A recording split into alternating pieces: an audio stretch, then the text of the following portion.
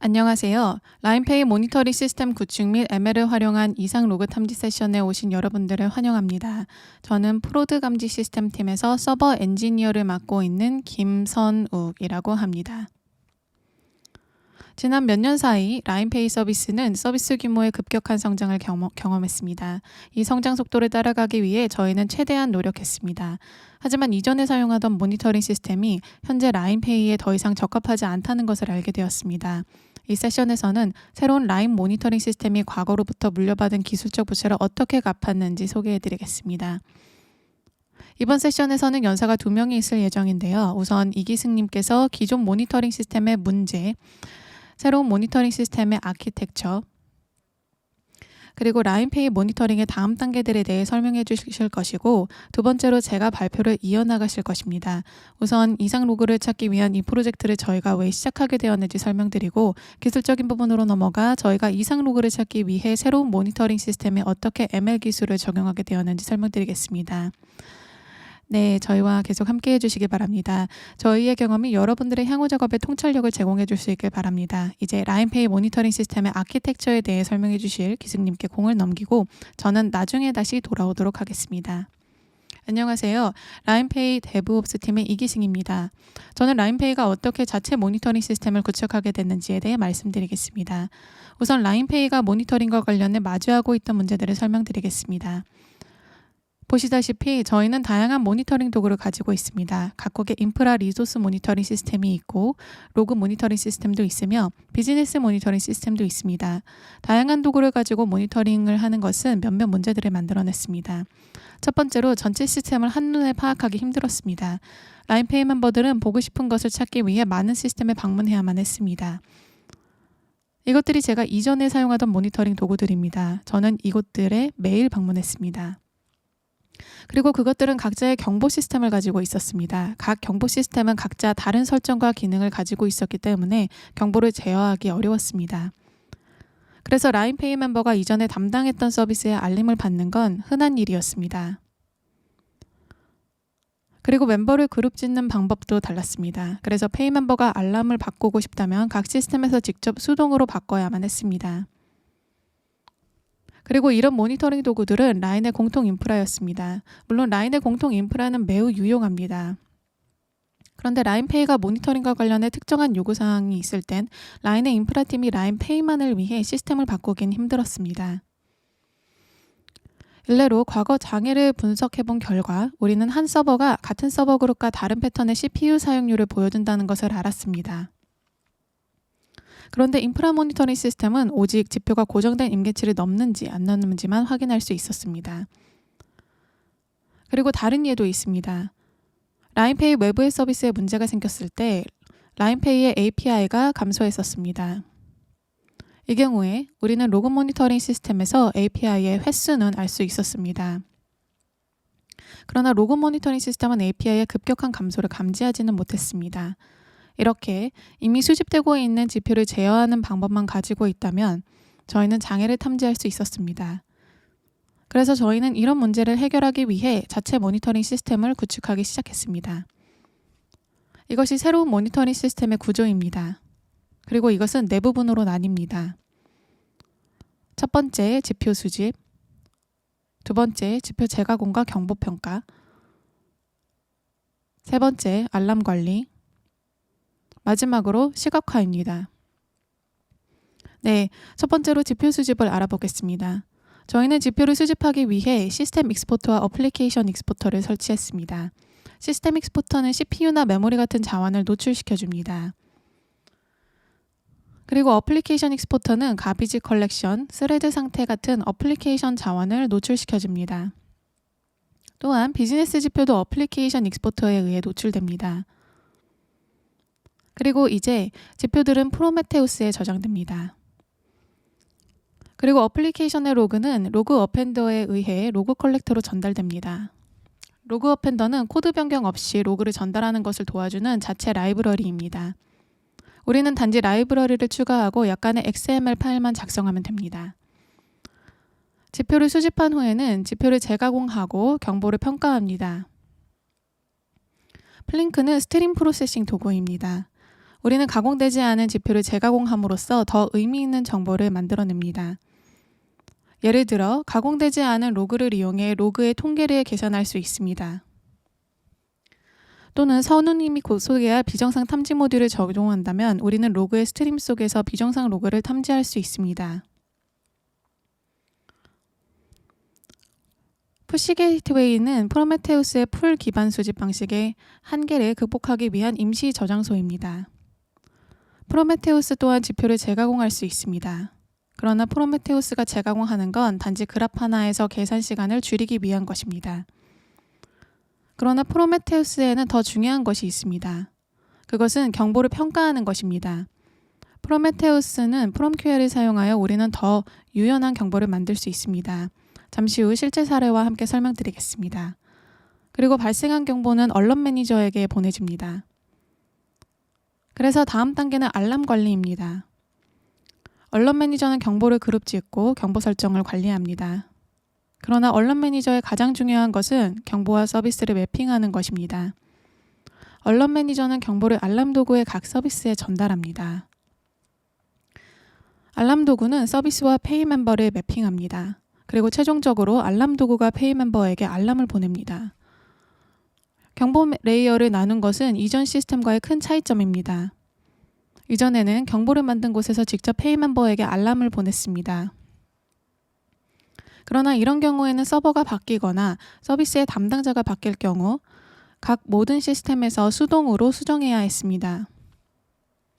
그러나 오른쪽과 같이 레이어를 나눈다면 서버가 바뀌었을 땐 저희는 경보평가 레이어만 바꾸면 됩니다. 그리고 서비스의 담당팀이 바뀌었을 경우 저희는 단지 서비스를 새로운 팀에 매핑하면 됩니다. 마지막 부분은 시각화입니다. 저희는 시각화의 그래프 하나를 사용합니다. 저희는 하나의 그래프 하나에서 라인페이의 모든 지표를 보여주길 원합니다. 이제 저희는 3개의 대시보드를 운영합니다. 하나는 어플리케이션 오버뷰 대시보드입니다. 여기서 저희는 서버 정보, 서버 자원, 어플리케이션 자원 등을 확인할 수 있습니다. 그리고 다른 하나는 API 대시보드입니다. 이것은 API의 RPS, 요청 시간, 결과, 유형별 개수 등을 보여줍니다. 그리고 마지막 하나는 비즈니스 대시보드입니다. 이것은 라인페이의 등록자 수, 충전 및 인출 횟수 같은 비즈니스 통계를 보여줍니다. 이제 저희는 라인페이에 요청이 있다면 더 많은 대시보드를 만들 수 있습니다. 자, 그래서 다시 처음으로 돌아가 무엇이 바뀌었는지 설명드리겠습니다.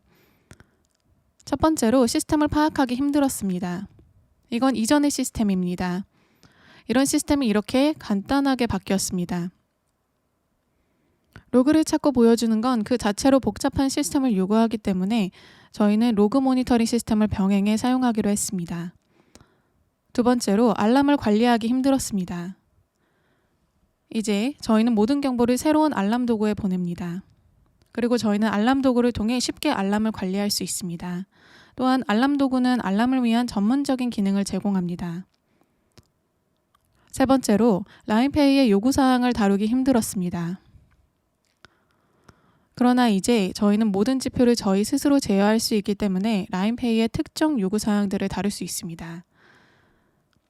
예를 들어 앞서 말했듯이 저희는 하나의 서버가 같은 서버 그룹에서 다른 자원 패턴을 보이는 상황을 탐지하고 싶었습니다.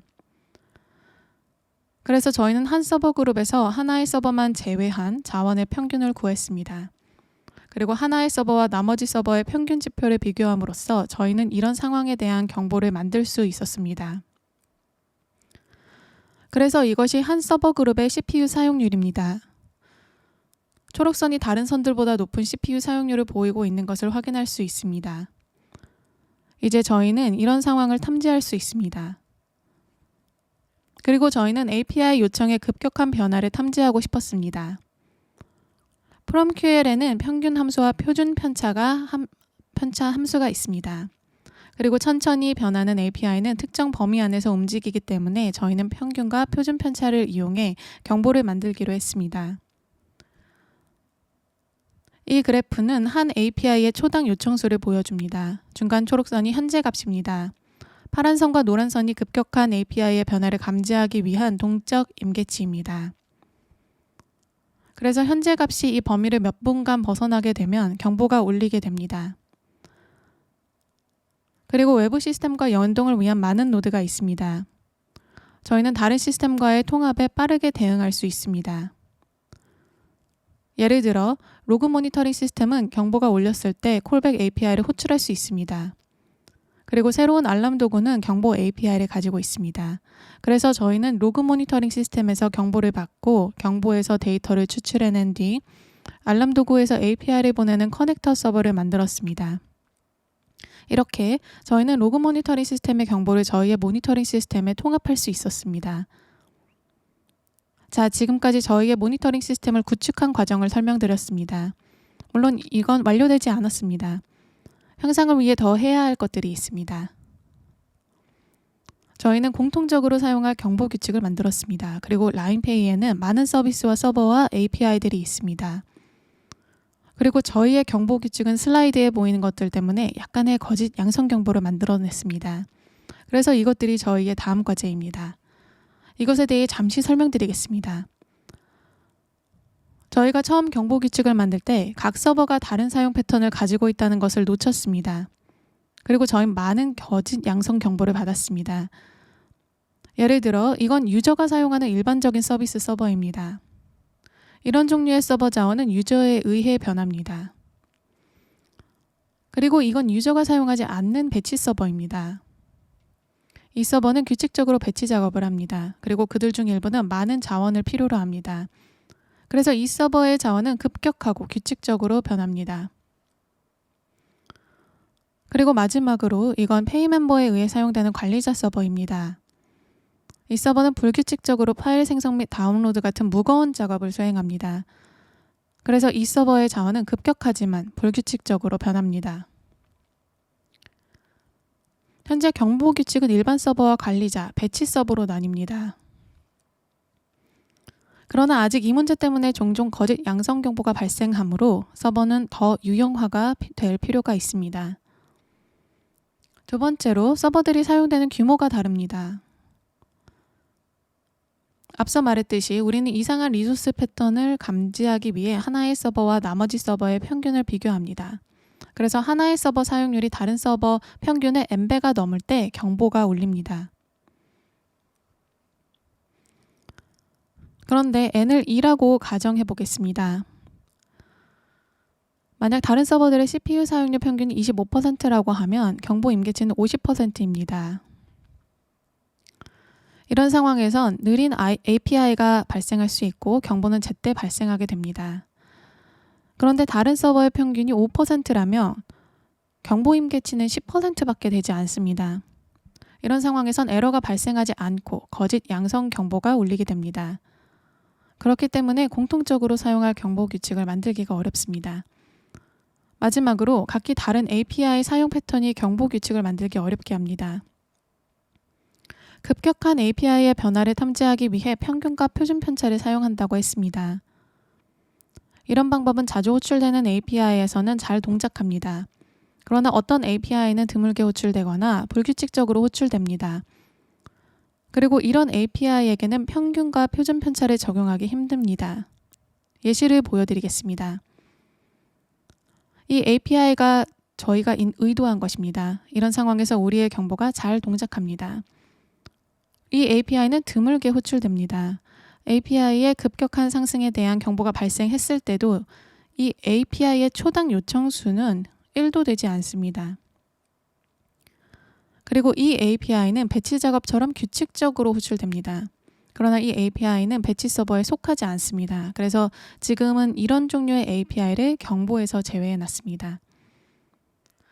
네, 그래서 지금까지 라인페이 모니터링의 다음 단계들을 설명드렸습니다. 아시다시피 이것들은 공통된 목적을 가지고 있습니다.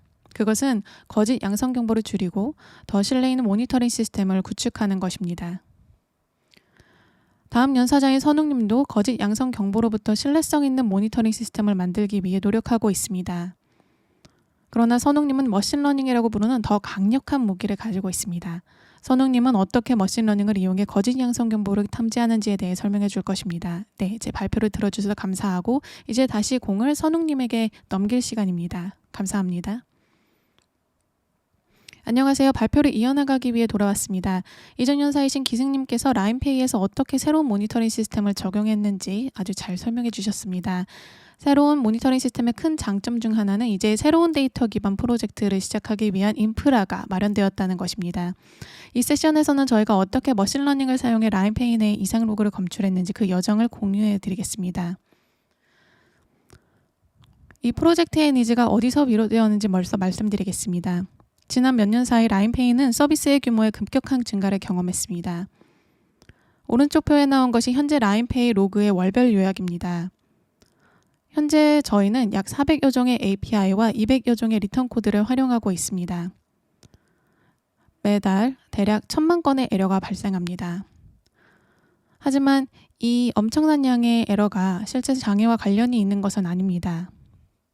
이 에러들로 인해 발생한 거짓 알람이 시스템 엔지니어들과 매니저들의 피로도를 증가시키기 시작했습니다.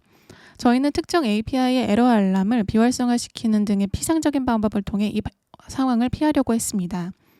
그런데 이 해결책은 결국 실제 장애와 같은 참 양성 에러에 대한 인식을 낮췄습니다.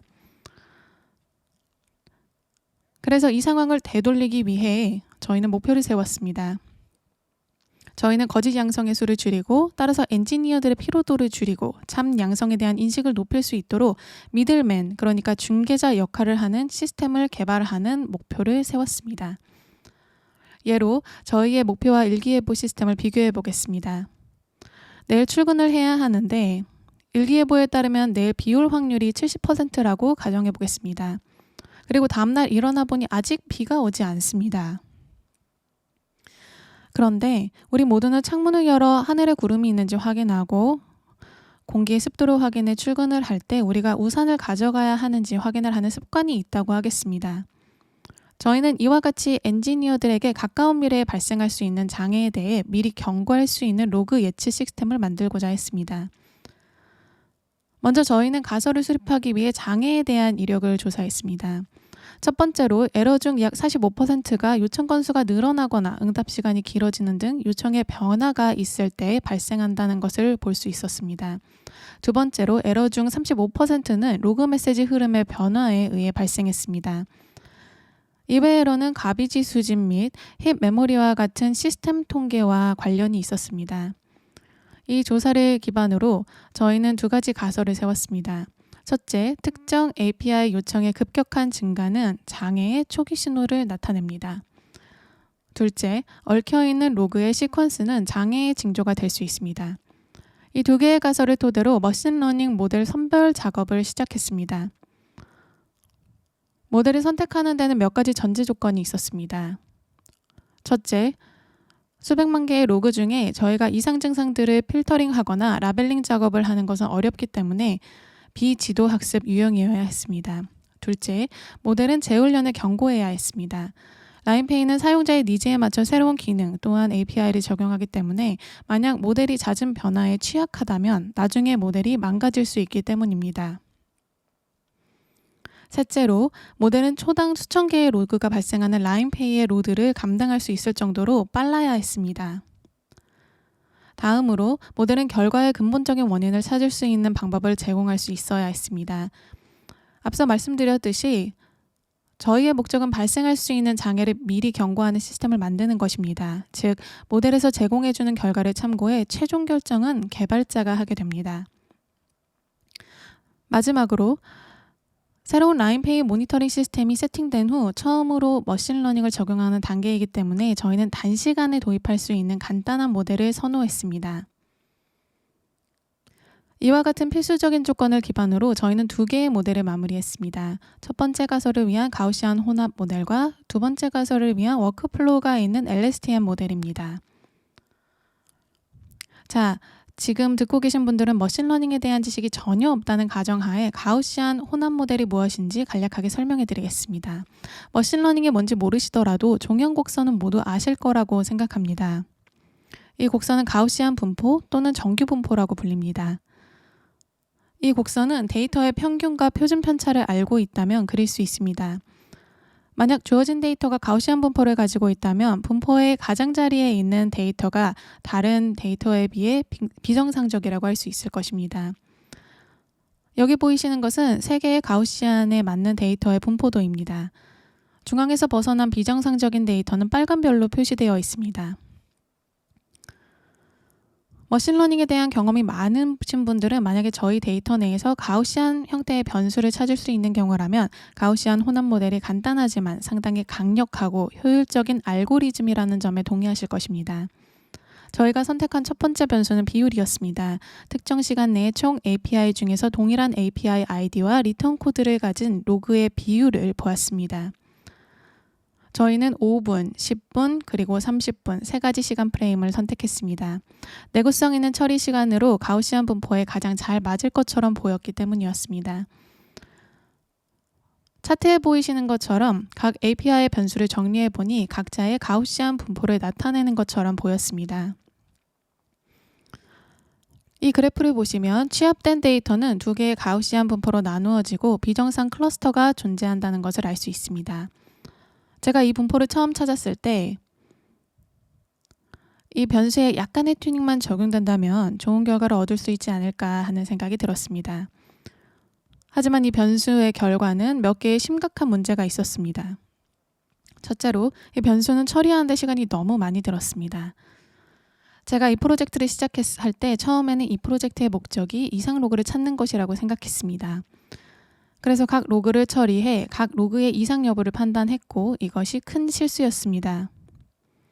각 로그를 변수로 변환하는 데는 약 2초의 정도의 시간이 걸립니다. 그리고 이 변환 시간은 수초에 수천 개의 에러 코드가 발생하는 막대한 프로세싱 시간을 발생시켰습니다. 두 번째로 각 API 변수마다 비슷하지만 다른 분포가 나타났습니다. 하단 왼쪽에 있는 클러스터는 분포가 뒤죽박죽인 여러 개의 API 변수가 한 가우시안 분포 안에 맞춰진 것입니다. 그 결과 비정상 로그는 비교적 분포가 더 넓고 곡선 모양이 비교적 납작한 특정 유형의 API에서만 나왔습니다. API 수가 특정 유형의 API 크기에 편향되어 있었습니다. 새 유형의 API가 전체 API의 약 50%를 차지했습니다. 이로 인해 편향된 비정상 로그가 결과로 나오게 되었습니다. 마지막으로 이 변수는 재훈련에 취약합니다. 대략 400개의 API가 자체의 분포를 가지고 있었습니다. 만약 400개 유형의 가우시안 분포가 각 API마다 나타난다면 모델은 새로운 API가 추가될 때마다 재훈련되어야 합니다. 이 결과는 저희가 예상한 결과와는 확실히 달랐습니다. 그리고 저희는 새로운 솔루션을 찾기 시작했습니다. 이 문제에 대한 해결책은 간단했습니다. 바로 이전 슬라이드를 보면서 언급한 문제를 모두 해결할 수 있는 새로운 변수를 찾는 것이었습니다. 새로 디자인된 변수는 API 카운트 증가율입니다. 로그는 지정된 시간 내에 API ID 그리고 리턴 코드별로 그룹화됩니다. 각 변수는 이전 시간대에서 현재 시간대까지의 로그 수의 증가 비율입니다. 이 변수는 저희가 겪는 문제들을 해결해 줄 수 있었습니다. 먼저 이 변수는 처리 시간을 크게 줄일 수 있습니다. 이 변수 같은 경우에는 배치로 작업을 한다면 30분마다 한 번씩만 계산이 되면 됩니다. 이 변수의 큰 차이점은 저희가 비정상적인 로그가 아닌 비정상적인 존을 찾기 시작했다는 것입니다. 이 변수의 두 번째 장점은 개별의 분포를 하나의 분포로 모을 수 있다는 점입니다. API 유형에 상관없이 증가율이 공유될 수 있습니다. 이 변수를 사용한다면 새로운 API가 추가되더라도 모델을 재훈련할 필요가 없습니다. 왼쪽에 보이시는 그래프는 모든 변수가 하나의 가우시안 분포로 합쳐진 결과입니다. 저희는 요청 횟수의 증가만 보기 때문에 3, 4분면에 위치한 비정상적 로그는 제외됩니다. 오른쪽에 보이시는 산점도를 보시면 시간대별로 정상 로그는 하늘색으로 비정상 로그는 청록색으로 표시되어 있습니다. 보이시는 것처럼 이 변수에 따른 비정상적 로그는 시간대별로 균형에 맞게 분포되어 있는 것을 보실 수 있습니다. 처음 보았을 때 이 모델의 결과는 괜찮아 보였습니다. 하지만 이 모델을 실제 상황에 적용하기 위해서는 몇 가지 문제의 튜닝이 필요하다는 것을 알게 되었습니다. 이제 또 어떤 문제를 겪었는지 말씀드리겠습니다. 저희가 겪은 두 번째 문제는 배치 처리 작업이었습니다. 이 표에 보이시는 것처럼 라인페이에서는 거래를 처리하기 위해 하루에 약 2번의 배치 작업을 합니다. 배치 에러의 수는 당일 처리해야 하는 거래량에 비례합니다. 하지만 배치의 에러가 저희가 찾는 에러는 아닙니다. 만약 이전 날과 비교해 급격한 증가로 인해 배치 에러의 비정상 로그가 있을 가능성이 있다고 해도 모든 배치 에러가 비정상적 로그로 선별되는 상황은 결과에서 제외되어야 했습니다. 이 문제의 해결책은 간단했습니다. 만약 다음 따라오는 변수의 에러의 발생이 비어있다면 비어있는 변수를 이전 변수의 값으로 대체하는 것입니다.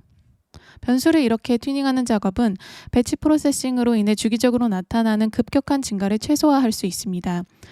이 변수의 사용은 배치의 비정상 데이터를 90%가량 제거할 수 있었습니다. 그 결과 저희는 다양한 유형의 API로부터 다양한 이상 현상을 볼 수 있었습니다. 저희가 직면한 세 번째 문제는 이 모델이 여전히 마이너한 유형의 API의 이상 현상을 관리할 수 없다는 것이었습니다. 예를 들어 이 그래프를 보시면 에러가 비정상적으로 증가하는 것처럼 보입니다. 이 에러는 이번 달 이 시간에만 단 한 번 발생했습니다. 그리고 이 상황은 실제 장애와 관련이 있었습니다. 하지만 이 그래프를 확대해서 더 좁은 간격으로 본다면 에러는 꾸준히 그리고 작게 발생합니다. 저는 이 변수에 대해 제가 이전에 세웠던 가정이 틀렸다는 것을 깨달았습니다. 예를 들어 저는 우선 적게 사용되는 API의 경우 1에서 100으로 증가할 것이라고 생각했습니다. 그렇게 되면 100% 증가하는 것입니다. 마찬가지로 저는 많이 사용되는 API의 경우 100에서 만으로 증가할 것이라고 생각했습니다. 이 경우 또한 100% 증가하는 것입니다. 하지만 에러의 실제 행동은 다르게 나타났습니다. 적게 사용되는 API는 1에서 100으로 증가했지만 많이 사용되는 API는 1에서 만으로 증가해 만배 증가한 것입니다. 때문에 저희는 적게 사용되는 API의 증가율과 많이 사용되는 API의 증가율의 균형을 맞춰줄 수 있는 솔루션을 찾아야 했습니다. 이 세 번째 문제는 두 가지의 수정을 통해 해결할 수 있었습니다. 첫 번째로 저희는 사용량을 기반으로 변수값에 페널티를 적용했습니다. 페널티는 각 API 사용량 비율의 보수값으로 계산되었습니다. 페널티는 단순한 변수값에 곱해져서 많이 사용되는 API의 변수는 크게 감소되고 적게 사용되는 API의 변수는 미미하게 감소됩니다. 두 번째 튜닝은 더 많은 변수를 추가하는 작업이었습니다. 저희는 현재 카운트에 비해 주간 및 월간 트렌드의 변수를 더 많이 활용했습니다. 이렇게 함으로써 적게 또는 드물게 발생하는 에러는 결과에서 추가 점수를 얻을 수 있게 되고 많이 그리고 자주 발생하는 에러는 새로운 변수로부터 한정적인 점수를 얻습니다. 이런 수정을 거친 모델은 저희가 원하는 균형이 맞는 결과를 낼 수 있다고 생각했습니다. 가우시안 혼합 모델의 결과를 간략하게 요약한 것입니다. 1000만 개의 에러 알람은 500개의 어노멀리로 좁힐 수 있었고 비정상 결과에는 400개의 API 유형 중에 약 30여 개의 유형만 포함하고 있었습니다. 그리고 그 후 저희는 결과에 몇 가지 후처리 작업을 했습니다. 예를 들어 연속적으로 발생하는 에러는 하나의 에러로 통합했습니다. 리스크를 무시할 수 있는 소수의 API의 결과는 제거되었습니다. 그 결과 최종 비정상적 에러 알람을 150개 미만으로 줄일 수 있었습니다. 이 중 약 15%는 실제 장애와 관련이 있는 에러였습니다. 이제 다음 모델로 넘어가 보겠습니다. 두 번째 모델은 LSTM 모델로 롱 쇼트 텀 메모리, 즉 장단기 메모리의 줄임말입니다. 머신러닝에 익숙하지 않은 분들의 이해를 돕기 위해 LSTM이 무엇인지 간략하게 소개해 드리겠습니다. 오늘 이 자리에서 LSTM의 기술적 부분을 자세히 보여드리는 않을 것이지만 LSTM에 대한 직관적인 통찰만 공유드려 보겠습니다. 예를 들어 제가 기승님과 어렸을 적부터 아주 친한 친구 사이여서 기승님과 가위바위보를 할 기회가 많았다고 해보겠습니다. 그렇다면 제 뇌는 기승님의 행동 패턴을 아주 많이 경험했을 것입니다. 그리고 오늘 발표를 누가 먼저 시작할지 정하기 위해 가위바위보를 하기로 했다고 하겠습니다. 그리고 기승님 지금까지 가위를 내는 패턴을 보여줬습니다. 그렇다면 기승님은 이전에 낸 5개의 수를 보고 기승님의 개인 패턴에 대해 제가 가지고 있는 정보를 기반으로 저는 기승님께서 다음에는 가위를 낼 확률이 상당히 높다고 예측할 것입니다. 이것이 LSTM 모델의 기본적인 설계입니다. LSTM은 시퀀스 예측 문제에서 순서 의존성을 학습할 수 있는 일종의 순환신경망 아키텍처입니다. LSTM은 음성 인식, 문장 자동 완성, 시계열 이상 탐지 등 다양한 작업에 적용될 수 있습니다. 단기 메모리는 장기 메모리의 기록을 활용해 다음 결과를 예측합니다. 몇 개의 사례를 더 살펴보겠습니다. 휴대폰에서 단어 자동 완성 기능을 보셨을 겁니다. 만약에 제가 차례대로 HELL을 입력한다면 모델은 다음에 입력될 알파벳이 5일 가능성이 있다고 예측할 것입니다. 또한 만약에 제가 검색 영역에 문장 형태로 어떻게 맛있는을 입력한다면 검색 엔진은 다음에 올 가능성이 있는 단어의 목록을 확률이 높은 순서로 반환합니다. 이전 슬라이드에서 본 예시처럼 저희에게 숫자가 각 로그 유형의 유형을 나타내는 일련의 로그가 있다고 가정해 보겠습니다. LSTM의 강력한 장점 중 하나는 LSTM은 지도 학습 알고리즘이지만 라벨링된 데이터가 전혀 없는 상황에서 모델을 비지도 학습 알고리즘처럼 학습시킬 수 있다는 것입니다. 후에 모델은 시스템 관리자에 의해 라벨링이 된 데이터로 업데이트될 수 있습니다. 예를 들어 LSTM은 슬라이딩 윈도를 사용해 훈련시킬 수 있습니다. 만약 윈도 사이즈가 4라면 5번째 컴포넌트가 훈련 데이터의 라벨이 될 것입니다. 모델이 일련의 로그를 통해 성공적으로 훈련되고 나면 모델의 입력 또한 같은 윈도 사이즈를 가지고 있는 일련의 로그가 될 것입니다. 그리고 나서 모델은 확률이 높은 순서로 다음 컴포넌트로 출력 가능한 컴포넌트를 반환합니다. 시퀀스 다음에 실제로 발생한 로그가 모델의 예상한 컴포넌트 목록에 없다면 현재 로그가 비정상적이라고 할 수 있을 것입니다. 이제 저희 모델의 아키텍처 플로우를 살펴보겠습니다. 이 플로우 차트는 훈련 단계 및 탐지 단계 두 가지로 구성되어 있습니다. 왼쪽부터 시작해서 보면 왼쪽에는 훈련을 위해 준비된 원시 로그가 있습니다. 로그는 고유한 템플릿으로 파싱되고 각자의 템플릿 숫자를 지정받습니다. 파서의 출력은 일련의 템플릿 숫자입니다. 그 후 이 숫자들은 LSTM 모델 훈련에 적합한 변수인 시퀀스 벡터와 카운트 벡터로 변환됩니다. 탐지 단계에서는 훈련된 모델이 최신 로그의 시퀀스를 입력으로 받아들입니다. 그리고 모델은 가능한 모든 템플릿 값의 확률 분포를 반환합니다. 실제 로그가 가장 높은 순위의 템플릿에 포함되어 있지 않다면 모델은 이 이상 즉 어노멀리에 대해 시스템 관리자에게 경보를 보냅니다. 시스템 관리자는 로그가 거짓 양성인지 참 양성인지 판단을 내립니다. 관리자가 참 양성이라고 지정을 한다면 해당 데이터 시퀀스는 온라인에서 모델을 업데이트하는 데 사용되고 이 로그는 어노멀리로 라벨링이 됩니다. 이 모델에는 한 가지 문제점이 있었습니다. 라인페이에는 동시에 다수의 서버와 작업을 운영합니다. 그렇기 때문에 동일한 로그 템플릿이 한 개 이상의 작업에서 보여질 수 있고 각 작업 내에서는 동시성이 가능합니다.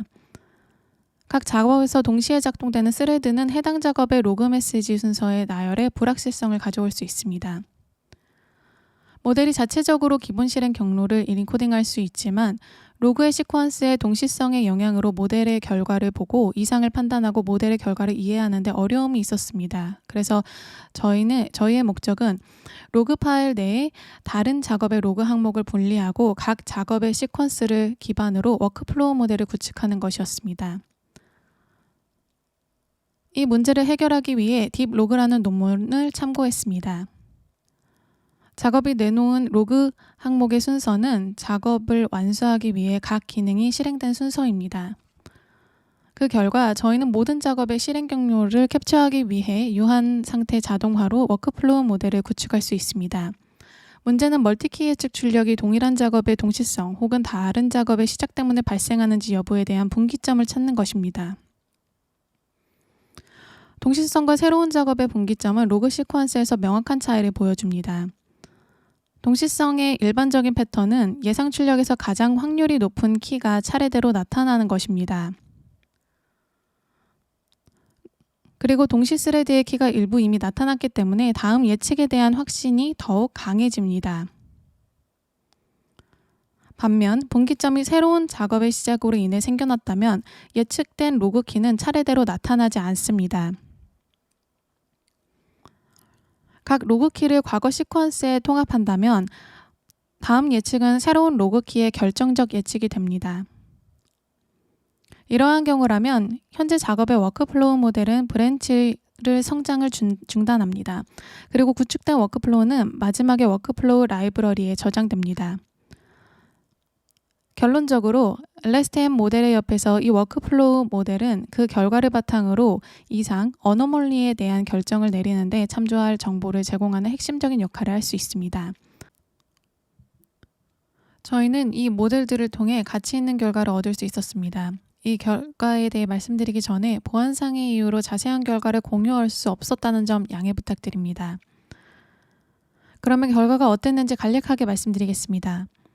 첫째로 토큰 에러라든지 서비스 유지 보수라든지 사소한 에러가 여러 번 발생했습니다. 이 에러들은 장애와 직접적인 연관은 없었습니다. 저희가 의문을 가져야 하는 상황들도 있었습니다. 특정 사용자로부터 들어오는 요청이 급작스럽게 증가하는 경우였습니다. 인간의 속도로는 절대로 불가능한 증가량이었습니다. 공격의 시도이거나 클라이언트 쪽 문제일 수 있을 것 같았습니다. 다른 경우는 계정이 잠긴 경우였습니다.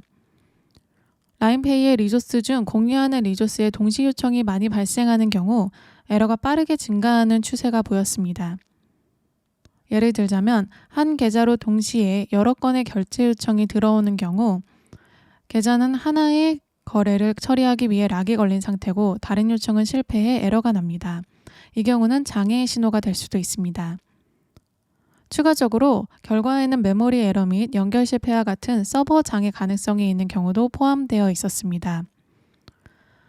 마지막으로 모델은 전에는 본 적이 없는 새로운 메시지도 반환을 했습니다. 이 세션은 여기까지입니다. 인내심 있게 들어주셔서 감사합니다. 코로나가 종식되고 가까운 미래의 대면으로 또 다른 기술 리뷰 발표를 전달할 수 있기를 바랍니다. 감사합니다.